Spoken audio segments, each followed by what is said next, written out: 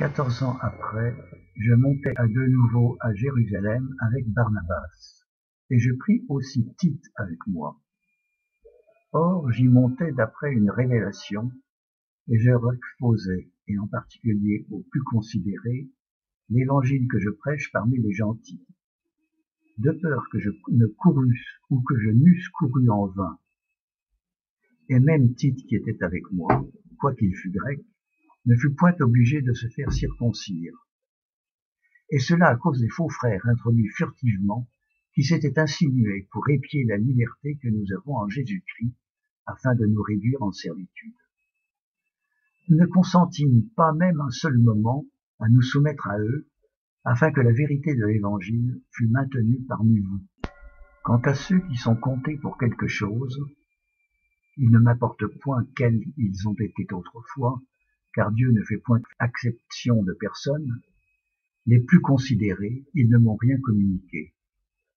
Au contraire, quand ils virent que l'Évangile m'avait été confié pour les incirconcis, comme à Pierre pour les circoncis, car celui qui agit efficacement dans Pierre pour le rendre apôtre des Juifs a aussi agi efficacement en moi pour les gentils, ayant reconnu la grâce qui m'avait été donnée, Jacques, Céphas et Jean, qui sont regardés comme des colonnes, me donnèrent, à moi et à Barnabas, la main d'association, afin que nous allassions nous vers les gentils et eux vers les circoncis.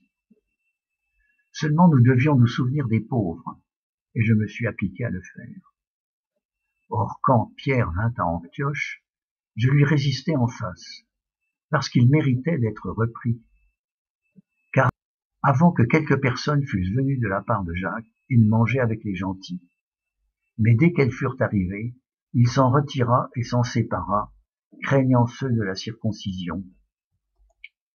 Et avec lui, les autres Juifs dissimulèrent aussi, de sorte que Barnabas même fut entraîné par leur dissimulation. Mais quand je vis qu'il ne marchait pas droit, selon la vérité de l'Évangile, je dis à Pierre, en présence de tous, « Si toi qui es juif, tu vis comme les gentils, et non comme les juifs, pourquoi obliges-tu les gentils à judaïser?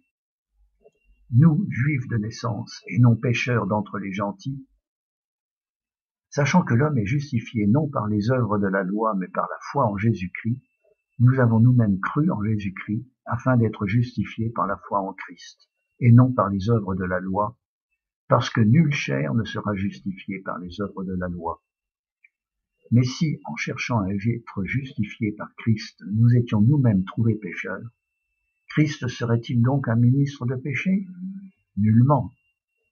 Car si je rebâtis les choses que j'ai détruites, je me déclare moi-même un prévaricateur. Car je suis mort à la loi par la loi même, afin de vivre pour Dieu. Je suis crucifié avec Christ, et si je vis, ce n'est plus moi, mais c'est Christ qui vit en moi.